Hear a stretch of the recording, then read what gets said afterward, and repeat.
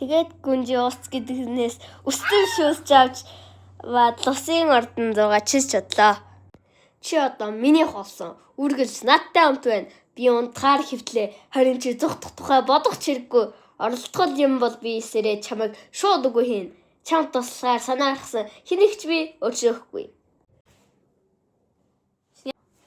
Читгэр ингэж хэлчихгээд гүнжин гэдгийг бодос савртаа бадсан чигээр хөрхөрөө унтгин.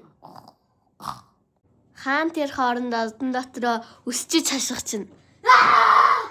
Миний охин хаана вэ? Тэр хаашаа явчихв? Тэр хичнээн агатч хаан улсаасаа охины ул мөрийг олж чадсангүй. Аргаа барсан хаан торгон цэргүүд рүү орилж бахирлаа. Хамаг хүчээрээ ирж хай! Гэж тушаагаад Танаас би 3 оны хугацаа өгье. Охиныг олж чадахгүй бол бүгдийг чинь зүйл шороо. торгон цэргүүд охиныг хаасайгүй хайжээ. Модон дунд талын зүлгэн дотор ингэж хайж яваад тэнгисийн ирэг дээрээс ганц ширхэг торго шиг зөөлхөн хар устас олжээ. Чөтгөр гэдэгнээс нь бадаж авах үед гүнжийн толгоноос унж өссөн үс юм байхаа.